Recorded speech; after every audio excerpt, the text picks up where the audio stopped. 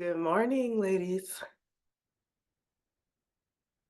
It looks like I'm going to be doing a solo show, at least for now. Sometimes people come in a little bit late because I know I do this early in the morning, but nonetheless, I can still go ahead and record. So thank you for being here, whether live or in the YouTube video. My name is Halona Black. I am a writer, freelance writer, a traveler. And I also support other people who want to be able to write books for their businesses or to just be able to tell their stories. I enjoy my work immensely. I'm currently recording from the city of Playa del Carmen in Mexico. And during today's session, we're actually talking about how to become an active participant in your own life. Here comes someone now, Miss Carolyn. So I started this Wednesday AM, I'm calling it a Wednesday AM Mindful Journal Circle, um, just because I wanted to be able to gather people who wanted to be able to use the tool of writing, of journal writing in particular, to be able to help change their lives, move their lives forward. I'm just a person who really believes in and how much writing is able to help us to really sort of dig deep into who we are and who it is that we would like to be. And I know so because it's been able to help me in my own life so much. Good morning, Miss Carolyn.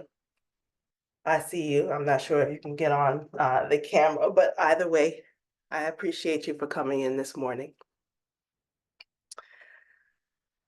In this group, we'd like to be able to do two things. We blend the benefits of meditation and storytelling, just so that we can help us, number one, find meaning in life and the examination of our own life story.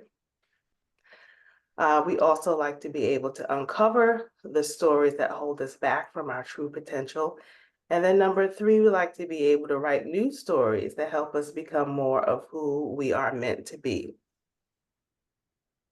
Good morning, Ms. Crystal. I appreciate you coming in. If you'd like to be on camera, you can do so, or you can, you can stay quiet if you'd like to. That's all right as well. Good morning, I see you. Good morning. So glad to see you. Thank you. The sun is about to rise, so yeah. Oh, wonderful. Um, I just got started. So you haven't really missed anything. Thank you. I was just going through the purposes of what the circle is about and why we're here, because I know this is your first time here. In general, I started the circle just so that I can offer a space for women in particular to be able to learn how to use the tool of writing, journal writing in particular, to be able to express more of themselves and to be able to move their lives forward. I myself have been using the tool of journal writing to be able to support my own life, um, specifically for the last 5-6 years. But more so than that. But intentionally over the last 5 to 6 years, and what the rapid movement of my own life that I've seen when you journal in a specific way has really helped me a lot. And so what we're talking about today is how to be an active participant in your own life. How to be an active participant in your own life. Yesterday was my birthday. And so I turned, Happy birthday. thank you, Happy birthday. thank you. So I turned 47 years old. I think I'm still a baby.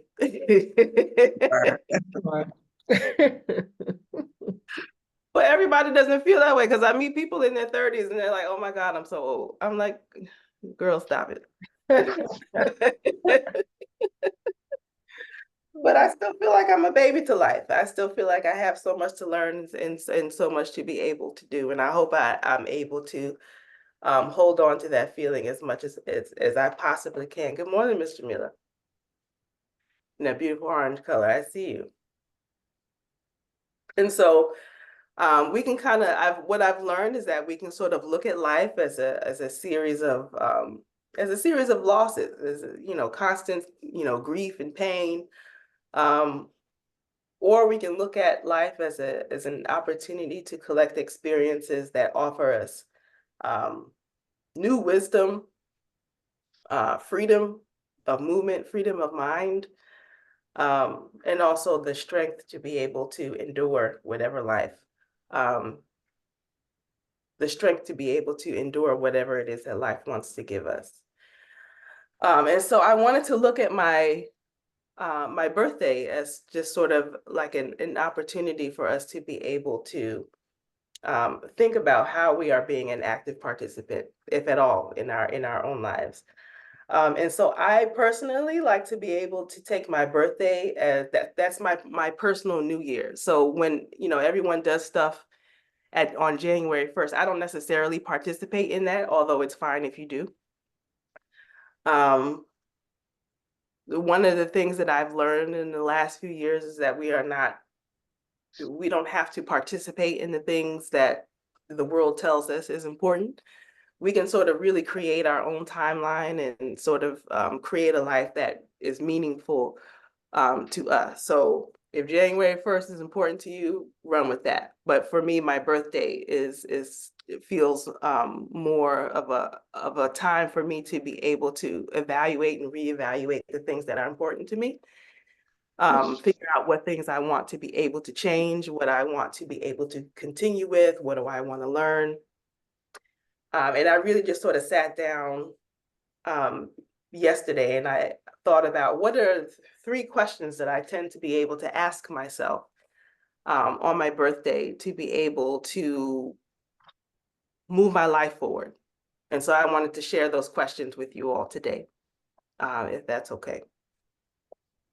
Excellent. The first thing I ask myself is what thing do I need to grieve, or what thing do I need to be able to get rid of? What is not serving me in my new year?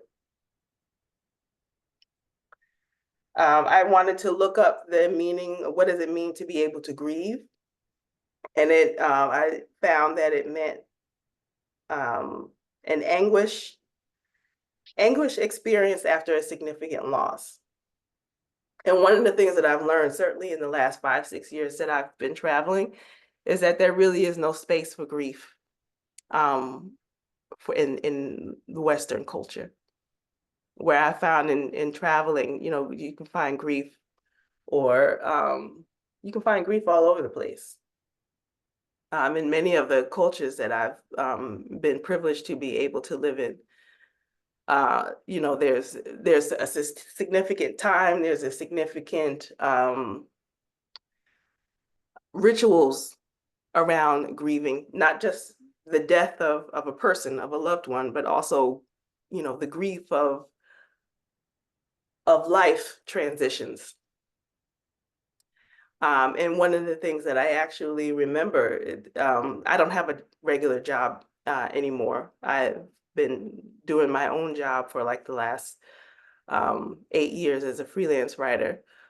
But one of the things I remember from having a regular job is, whenever someone dies, it could be, honestly, it could be your own mother. It could be your own mother, it could be, your grandparents, people, or even just friends who are significant to you. You have to ask your boss to be able to participate in their funeral. And that has never made any sense to me. And I've even experienced some of my friends losing loved ones, and there has to be a back and forth on when you're allowed to come back. And one of the things that I learned from the death of my own mother is that you can take 2 or 3 days off of work if you want to be able to so-called grieve it, but that's just not enough time. It's especially not, for the grief of someone who's that close to you. And who's to say how close this person is allowed to be to you? Just because someone is not your personal relative doesn't mean that the grief is not difficult. But then when I lived in West Africa, when I was in my early 20s, I was a Peace Corps volunteer. I saw people would just take off life to be able to be able to go to a funeral. Even if it wasn't someone that they were necessarily close to, if it was someone who had died from their native village that they probably, they may not have gone to village in the last, 10 years. They have an obligation to return to their home village where they were born and raised to be able to attend this person's funeral. And it's just understood. They take off time from work. They don't participate in anything until the grieving ceremony is over. And a lot of times those grieving ceremonies will last up to a week. And I lived with Muslims in particular at that time. And so when they had a funeral, like when someone passed away, they would have a funeral immediately. Like the funeral procession would start when the person died. And then they would bury the person the next day, but there would be several days of festivities around the person's death. So it's just a really different way of being able to look at death and grieving. And so we need to be able to ask ourselves, what is it that we need to be able to grieve in this stage in our lives? And what I've learned is that when you don't grieve, when you don't take the time to express things, you start to internalize the grief. You start to internalize the grief. And so at the very beginning of my travel, I considered myself to be really sick. And I always said that I felt like I was, close. I felt like I was close to dying. My body was just not working in the way that I wanted to. And I was about 100 pounds heavier. And so what I learned was that a lot of that excess weight was really just unexpressed grief that really I had internalized through, the eating of food. So, the bad relationships that I was in, I would just eat my way through them. The death of, the traumatic experience of supporting my mother through her death through cancer. The sadness of, losing my sister is still alive, but we don't really have a relationship. So the sadness of feeling like I'm losing that relationship and feeling like I don't have any support, I would eat my way through those things. And so it's really important to be able to sit down and to think about how it is that we are expressing grief in our lives. It's not just the event, going to a funeral of a loss of a loved one. There's also other events in our lives that we need to be able to grieve. So that's the first question. What do I need to be able to grieve? The next thing I ask myself, what do I need to celebrate? What do I need to celebrate in this next year? And this is really, really important because just in the same way that we don't have a space to be able to grieve, there's also no space to be able to even celebrate some of the small advancements that we make in our lives. It doesn't always have to be something big. It's particularly for women. It's like if you're not getting married or if you're not having a baby, it's like, there's really there's nothing for you to be able to celebrate, or even like graduating from like a school of some kind. There's all sorts of small events that happen in our lives that we never really take the time to be able to really look at and say, wow, I really worked my way through that. Or I'm really excited about this thing that is coming up. And it may not be significant to anybody but you. But I think it's important for us to be able to stop and say, to ask ourselves, is this thing worthy of celebrating? And you can create your own ritual around how it is that you would like to be able to celebrate it. Like for me, this year that's particularly important is being able um, to be able to find a home. I've been moving intentionally for the last almost 6 years. And I said at the beginning of the pandemic when I was in Vietnam, I sort of felt like I got kicked out of the country just because they were just having difficulty with holding foreigners and knowing what to do with them. And so I said that I don't ever want to feel like I can be kicked out of a country ever again, but where am I going to go? Because I don't want to go back to the United States. And so it's taken me some time. And so now I'm in Mexico, and Mexico gives you an opportunity to be able to be here pretty easily. It's a little expensive, but sometimes things are expensive. And if it's things you want, you just have to figure out a way to be able to invest in it. And so I decided that I wanted to make Mexico home. And sometimes making those decisions to be able to invest um, in a place that you want to be home. I've been waiting on a particular feeling of something to hit me to be able to say, okay, you can be here. And so for the first time, not just in the 6 years that I've been traveling, but for most of my adult life, I've never really felt like I had a home. I've had spaces that I lived in, but I've never really said, okay, this is the place where I would really like to be able to settle and to be able to contribute to the community. Um, and so where I am in Mexico, I like enough to be able to be here. I'm not sure if Playa del Carmen is the place where I want to be, but Mexico I feel like is a really great space for me to be in for now. So I want to be able to take the time to be able to invest in being here. And even the little apartment that I have, it's a small place that I stay in, but I call it my little art studio by the sea because I came here in particular so that I can learn. I would have the space to be able to, number one, learn how to be able to practice art. I started watercolor painting a few years ago when I was in Vietnam, and so I decided that I wanted to learn how to be a better artist. And so I have a couple of teachers for different types of art that I want to be able to learn because Mexico has a really beautiful art tradition, it's all sorts of art traditions. And so I thought this would be a really great place for me to be able to learn, but also for me to be able to write. So it's my little art studio by the sea, because I live about a 10-minute walk away from the beach. And that still feels significant to me. That's the part of my settling into my own home in the way that I want it to be. So you have to ask yourself, um, what do I have to be able to celebrate? So for me, celebrating the creation or the beginning of the creation of a home here in Mexico for me is quite significant. So what do I need to celebrate? And then the third and the final question, what new thing wants to emerge from me this year? What am I creating this year? What do I need to give my attention to this year? There's different ways for you to be able to ask yourself the question. But general, what new thing wants to be able to emerge from me this year?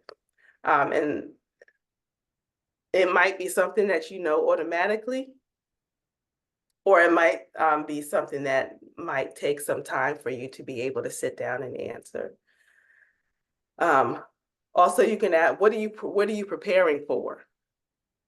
What are you preparing for this year? Because the thing that you want, or the thing that you are something that is emerging, there may be some pre-steps that you might have to go through in order to be able to be prepared for that thing. So what are the pre-steps that you need to be able to do in order to get there? And one of the things that I thought about, at least for myself, is that it's not so much that something needs to emerge for me this year. It's that I feel like I've learned a lot of tools and a lot of things, and I've made declarations of what I wanted to do. But rather than specifically go out and learn new things, that this is really just more of a time of just being in that, to become the embodiment of the thing that I said that I wanted to be. And so I guess that's the thing that wants to emerge from me, from me and for me, for this year. Not necessarily that I need to implement new things or I need to go read a new book or any of those things. I just need to be able to learn, excuse me, I need to be able to learn how to, yeah, become the embodiment of what it is that I said that I want to be. And so 3 of the identities that I've taken on is writer, artist, and athlete. And so I make all of my decisions from those three identities. What am I working on as far as a writer, my writing career? What do I want it to look like in the next couple of years? As an artist, what am I doing? I want to be able to combine the art that I create and be able to offer it in combination with my writing. So what does that look like? As an athlete, which I've never, I've never really considered myself to be an athlete, but if you want to do certain things in your life, you have to ask yourself, well, what do I need to do in order to take on the identity of the athlete? And so I've started being more specific about my training as a runner. And so I've done 3 5Ks this year already. And so I'm looking for three 10Ks that I need to be able to do. Because the big goal is to be able to do a half a marathon before the end of the year. And so I think I found a 10K that I want to do. That's not too far from where I live. I think it'll be in sometime at the end of June or early July. And so I'm preparing how to be able to do that. Now, learning how to be able to do all of that in the middle of this Mexico heat is another, that's another hurdle that I need to be able to jump over, but I'm learning how to be able to do it because people do it all the time. I get up early in the morning. I get up at 6 in the morning, at least 3 to 4 days a week. And there's already tons of people outside at the stadium who are already out there and they're jogging around. And I've noticed there's no shade in the state. I'm like, well, how do they have a stadium with absolutely no shade in this heat? And by 6, 7 o'clock in the morning, it's like the sun is already out in its full glory. And so I just need to be able to, one, either get up earlier, but even if I got up earlier, it's still hot outside, even before the sun. If I got out there at 5 in the morning, it would still be hot. So I'm just, learning my way around it and just learning how to be comfortable with the heat as a runner, because that is the identity that I've decided that I want to be able to take on. I don't want to get to the end of December and saying, what happened to my goal? What happened to my goal? What I promised myself I would do this thing. And the other things are easier to do because they're things that I know that I love and I enjoy. But running is something that I have to try a bit harder to be able to do it. It's easier for me to be able to say, I can let those things, I can let the running go this morning because I would rather sleep. And so now that I've made this a non-negotiable for myself, I'm able to stick to my schedule. I've gone out and I've rewarded myself with a few running outfits a few days ago. And I had some running outfits before while I was building up the habit of going outside to be able to run. But now that I know that I do it all the time, I'm like, oh, I want something that's a little bit nicer. So I bought myself, just a few nice things, not totally expensive, but things that would helped me to be excited about being in my identity of being a runner.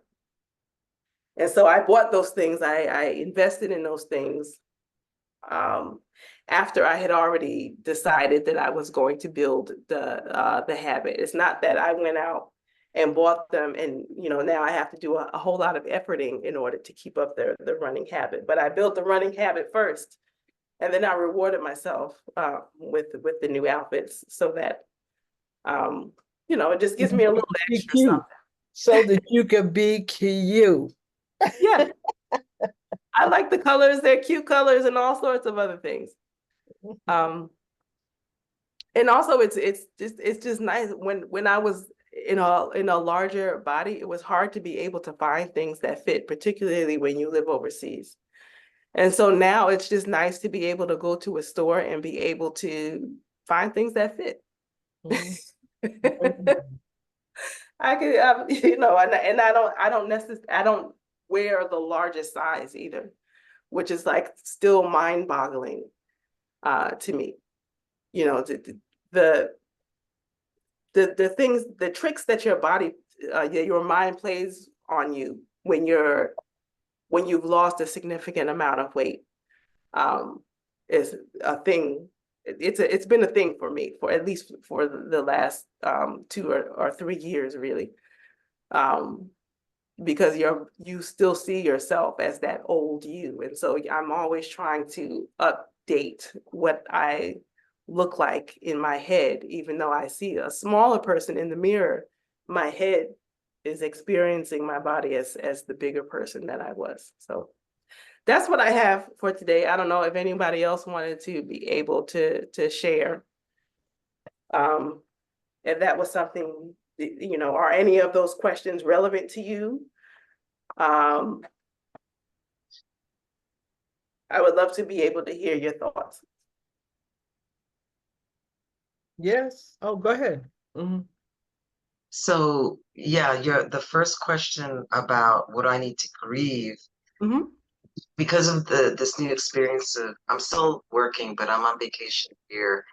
I guess it's been 3 weeks, and I realize I'm grieving the fact that I have to go back to work, but um, I realized little things or steps in order to maintain this lifestyle is that I'm probably gonna have to sell my home as much as I love it, but I can't stay in America. So I I'm kind of grieving. 1 and 3 are the same. What is the new thing I have to do? Mhm.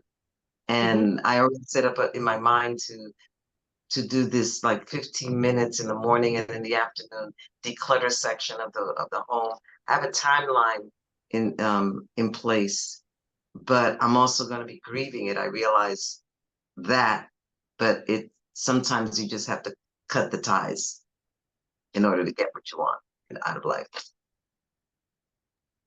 And that's a hard decision to make. And you don't necessarily have to make a hard decision. It doesn't like what I've learned is I've seen people decide, particularly I lived in Rwanda for a couple of years. And I'm assuming you're African American. As African Americans, when we decide that we want to go to the continent to live, for many of us, we just like, we go there and we just decide, oh, this is where I'm going to stay. And they haven't allowed themselves an opportunity to be able to experience different African countries or even just other countries in general. And so what they find is that they get to the country, they like it for a time, and then for whatever reason, they decide that maybe this isn't the place, and then they fall into a depression about it.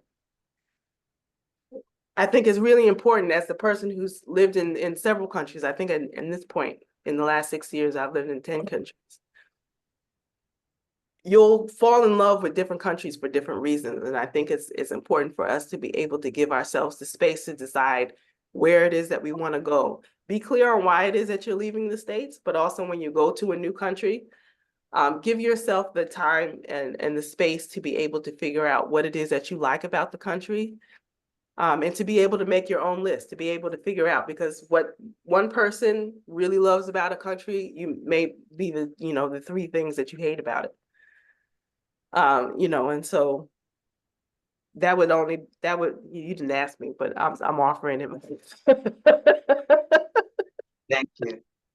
And I identify as Puerto Rican African American. So Okay, awesome. Thank you so much. How did you hear about this group? I'm curious. so Kathy Hampton has a journaling Mm-hmm. session. I've been catching her replays, and she mentioned this writing group, and I got a divorce, I think it's 6 years now. And I've been trying to write about it, but every time when I was writing, when I would sit down in the corner of my dining room and try to write about it, or my life or any experience, I would break out in tears. And I said, okay, I'm still too close to it. So I would give myself time. And yesterday I was doing a little counseling session with a coworker back in the States, and she said something to me. She goes, you really have to start writing your life story.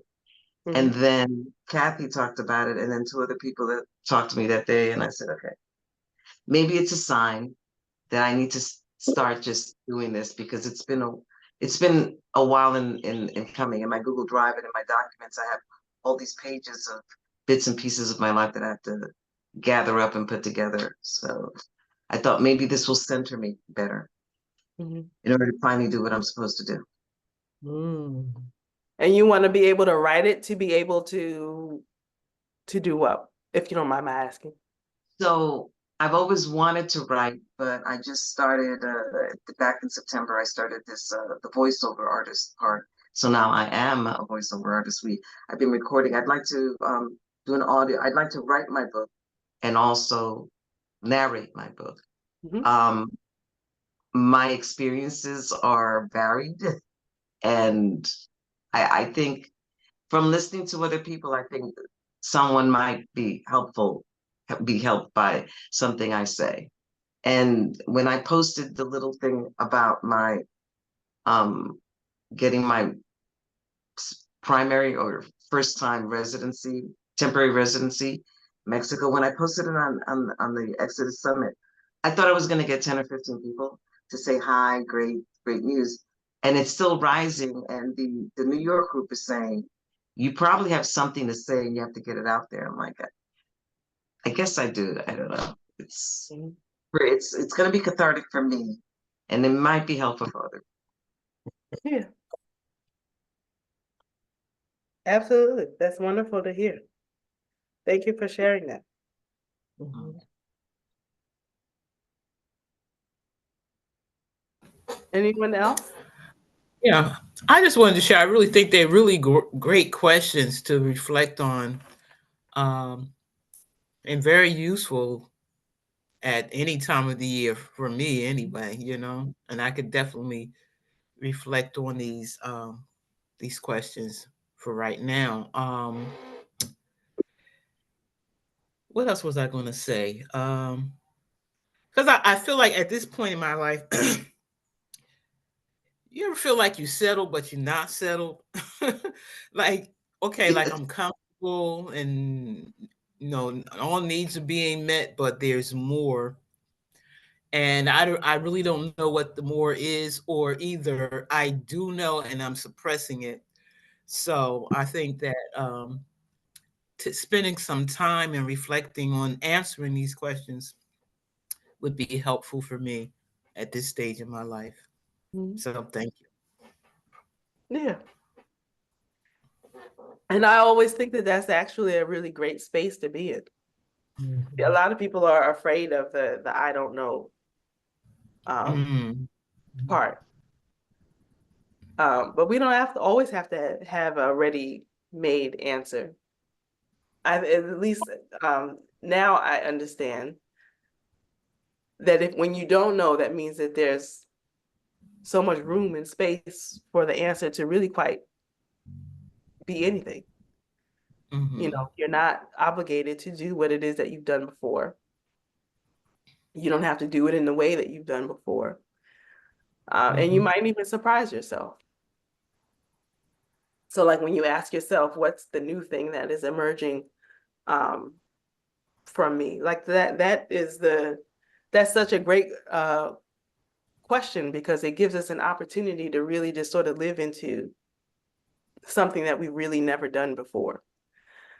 You know, I meet, or I shouldn't say I really meet, but I've gotten really purposeful about how I want to live, just because of the example of a lot of my own family members.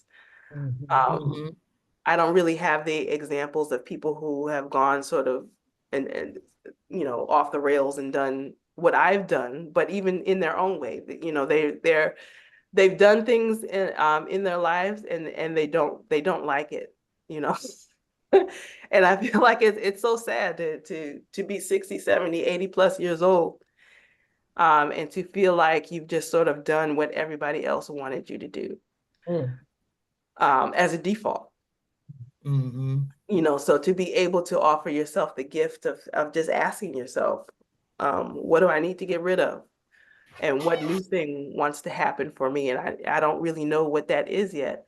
You know, it gives you some space to be able to play, to be able to think of something that you've never really done before. Being able to give yourself permission to play, I think is so important, because we really don't do that. I remember I asked my dad one day, you know, what are the things on your bucket list that you want to do for your life? This was probably about 6 or 7 years ago. And he looked at me like I had two horns growing out of my head, out of my forehead. And he's like, I don't, you know, I don't do that. What is that? That, like, I don't have space to, you know, to play games like that. I'm here to finish working and pay these bills. I got to pay this house off. You know, and I totally get that he needs to pay the house off, but you know, what else? Like what else is there for you? That really touched my heart when he gave me that answer, that he felt like there was no space for him to be able to do other things besides pay the bills. You know, and I've actually watched him grow, because he's been watching me get up and, you know, do things that I decided that I wanted to do. And now he sort of does things in his own way. In his own way. It doesn't look anything like what I do. But in his own way, he sort of gives himself in, you know, small ways, to be able to give himself permission to be able to think outside of the box. And that's really fun for us to be able, when I call him probably once every other week, to be able to talk on the phone about, you know, some of the things that he's learning about himself, and, you know, things that he's reading about and what he found on YouTube and that sort of a thing. So he's learning how to expand his options. I think he's, how old is he, 68, 69 years old now? And I like to be able to connect to this version of my dad. I consider myself blessed to have that opportunity. Don't have that opportunity with my mom, but I can do that with my dad. Beautiful. That's Thank great. you. The question, and thank you so much for celebrating your birthday in that way and sharing it with us. And it's true that they're relevant for any time of the year. Yeah, each day. All three questions resonated with me, and I'm going to briefly comment. The grieving part definitely, but if you don't find a way to express in a holistic way, will lead to some type of emotional or physical illness. And that's something that I learned as I began to explore being a death doula, and communicating with people who were dying, and also people who serve people who are dying. And it helped me feel more enriched in this alive state, in preparation for a journey that is inevitable. Also, I love the fact that you said, what are you preparing for? Like, are you preparing for what you want to do? Because without those things in place, it's just a fantasy. Right. And how to become the embodiment of who I have cultivated myself to be. Woo, that's exciting. You know, so how do I emerge from this state of preparation to manifest this spirit and convey it to other people to bless their lives? And the other thing of making non-negotiable promises to oneself is really important. And I often tell, well, I teach mostly elders now. And I say the more you break promises to yourself, you'll be more amenable to people breaking promises to you. So, you know, the importance of celebrating one's achievements. All achievements are big in your own eyes. Like, I feel like one should make all of their achievements huge.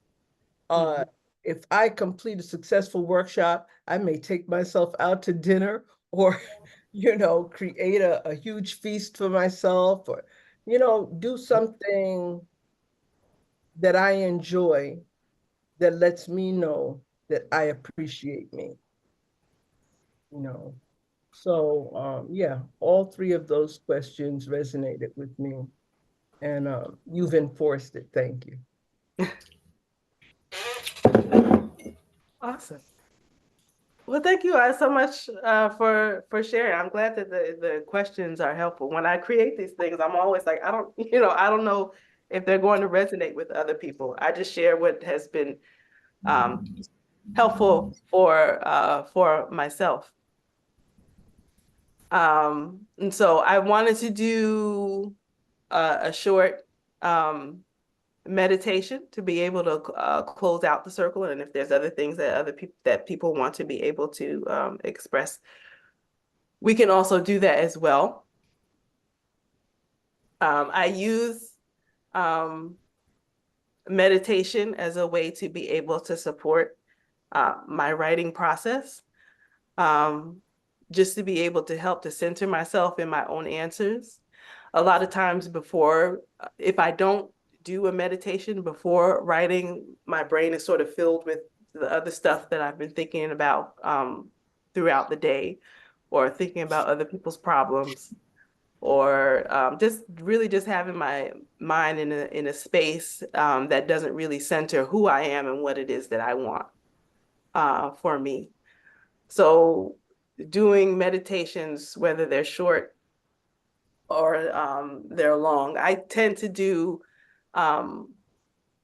sit in silence for, it could be as short as 5 minutes, it could be as long as 30 to 40 minutes of sitting in silence. But for people who are new to meditation, they might want to be able to do guided meditation, which is something I will do for them, just because it's difficult for people to be able to sit in silence, even just for a few minutes, which I certainly understand. I was the same way. I couldn't sit for a minute with my own mind.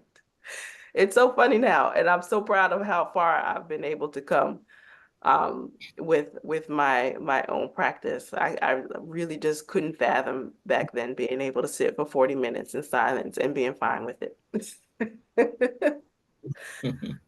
So we won't do that today. I'll just do a short guided meditation to support us in really becoming grounded in our own thoughts. And so what I often do is, for meditation, I stop the video just because I think it's important for us to be able to become centered and within our own selves. And instead of sitting and looking at video, we really start to turn our attention inwards.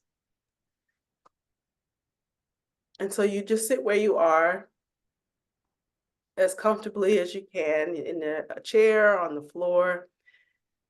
You can also choose to lay comfortably on your back, on the bed, or on a yoga mat.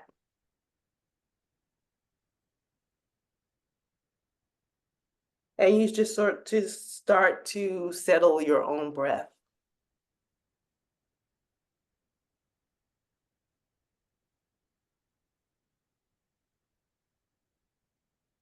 To settle your own breath means to let your breath sort of fall into its own natural rhythm.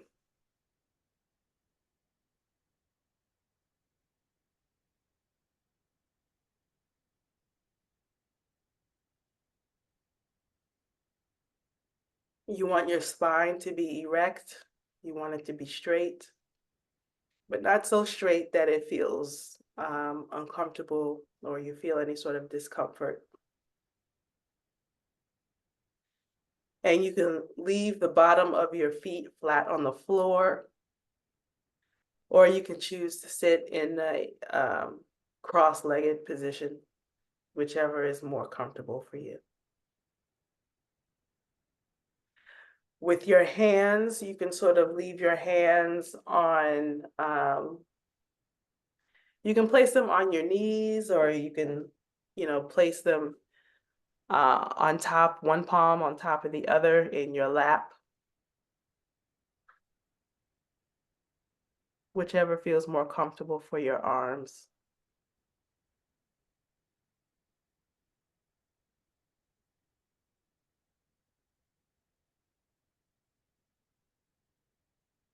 And you just start to hear what are some of the noises that are around you in your immediate environment.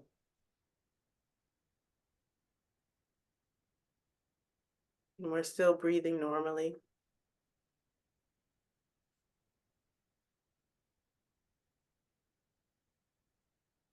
Maybe you hear the birds.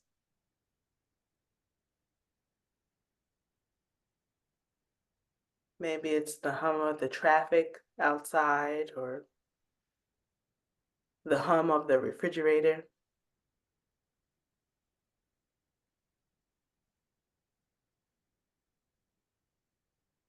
Just take inventory of what it is that you hear around you.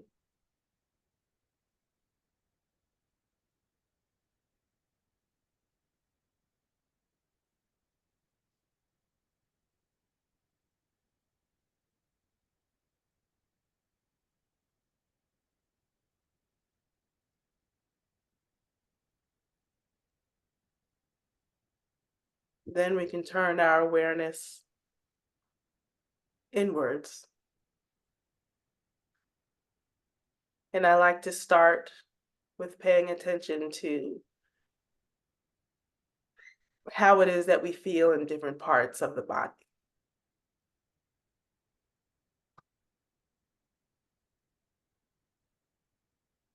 Starting with the feet. Do you notice any sort of tingling sensation? Are your feet cold? Are they hot? Are they sweaty?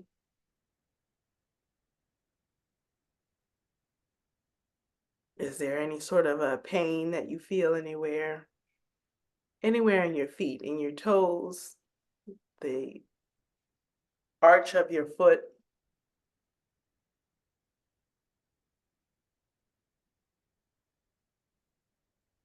Is there any sort of tightness anywhere in your feet? Is there anything that needs to be stretched?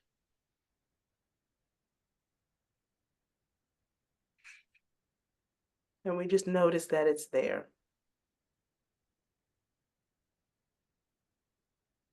We don't spend any time judging it. We don't need to necessarily solve the problem at this moment.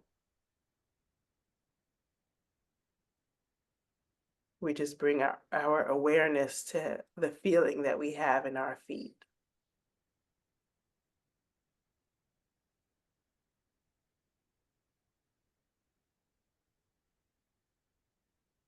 We can move our way up to our ankles.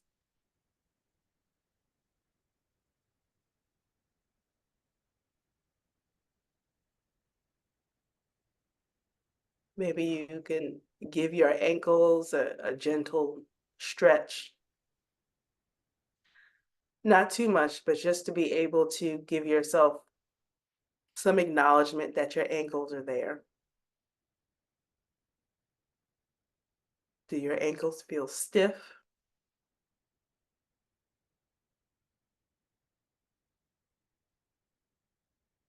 How many times a day do you give any thought about how your ankles feel in the moment?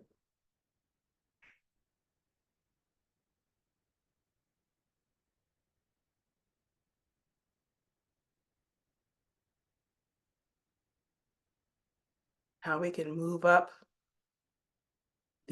from the ankle to our shins,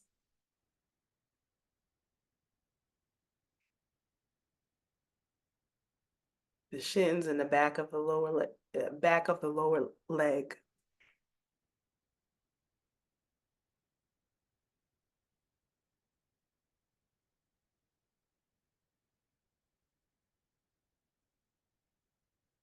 Is there any soreness in this area?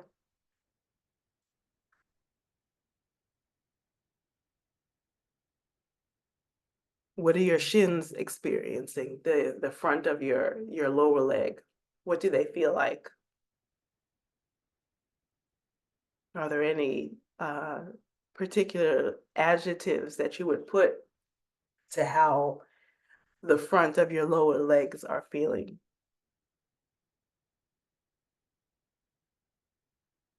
That's not necessarily a space that we put our attention on. The back of the lower leg. Does that muscle need to be stretched?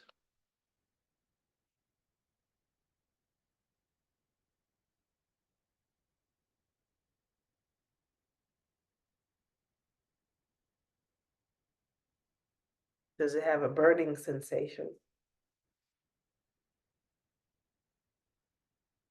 Does it need to be moved?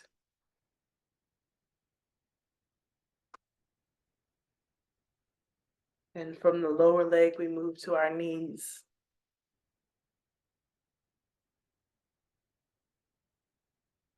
What are our knees feeling like this morning? Are they cold and stiff? Or are they warm and fluid today?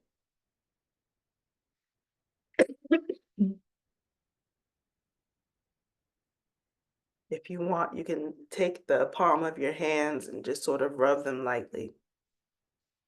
Just acknowledge that they're there.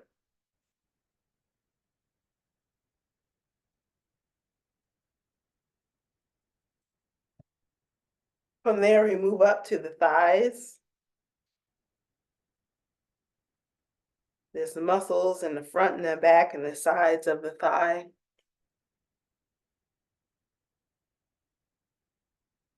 Do they feel constricted in whatever it is that you're wearing?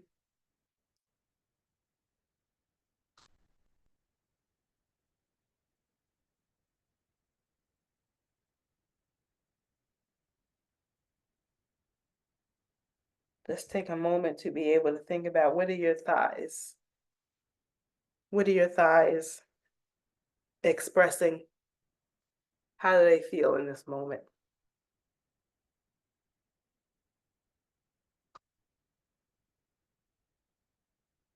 We move up to the hips.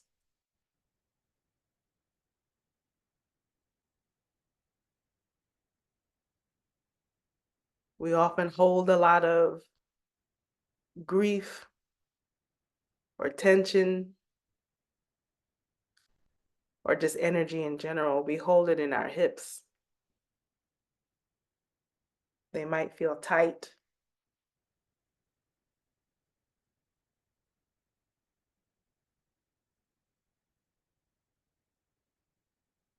How tight do they feel today? How tight do your hips feel?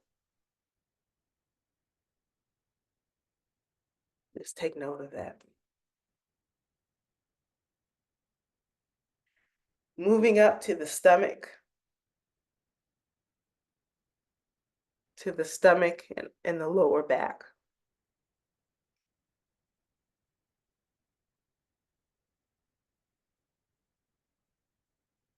Is there any sort of digestive discomfort here? Are you feeling hungry?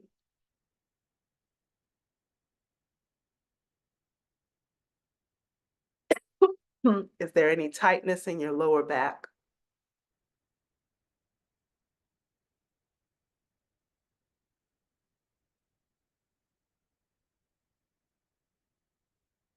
How are you feeling in this area?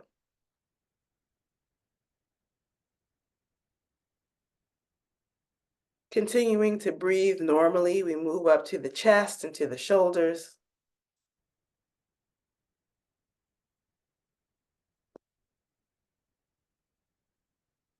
You may want to move around in your chair just a little bit to be able to figure out how it is that you feel in this area. Your chest and your shoulders hold a lot of stress, and we don't take the time to be able to figure out what it feels like. What are we holding in our shoulders at this moment? Is there something there that needs to be released at this point?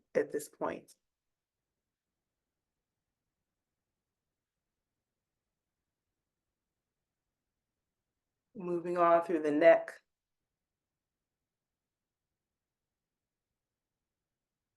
You move your neck a bit. Same thing with the neck.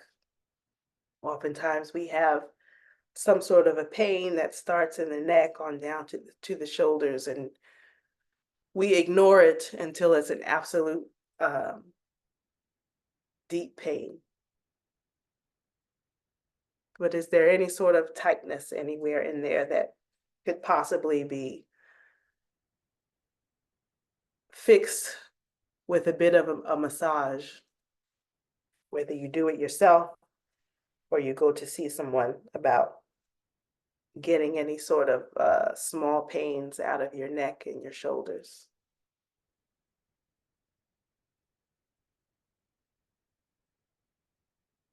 And finally, on through your face and anywhere at the top of your head. Is there any tension in your cheeks, in your jaw, around your eyes?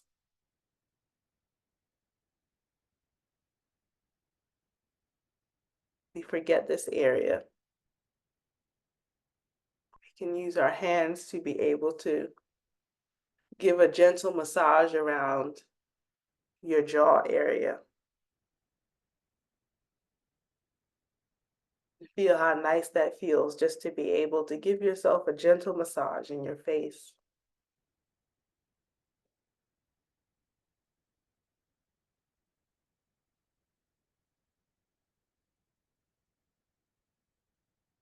And as we close up the awareness and meditation, we give gratitude for our bodies and all that our body goes through during the day to be able to get us through.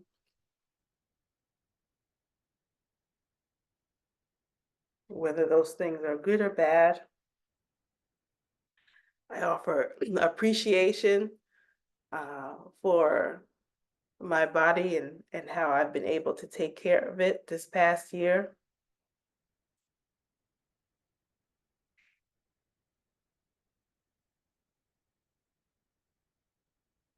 And I leave myself and for everyone who is listening to this recording, what else can you do to be able to support your body? As we ask ourselves these 3 questions that we've talked about today. What do we need to be able to offer our bodies so that we can show up for ourselves this year?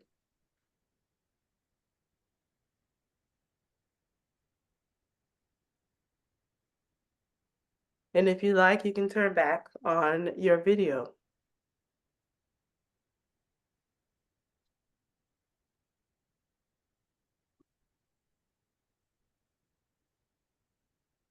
Now, this is an hour-long session, we started off at the top. It's 7 a.m. for me.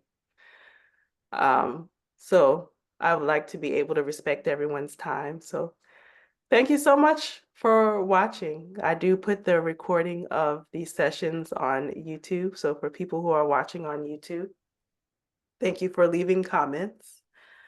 I do get comments, and sometimes I do get emails from people who watch the recording. So that's always really beautiful to get.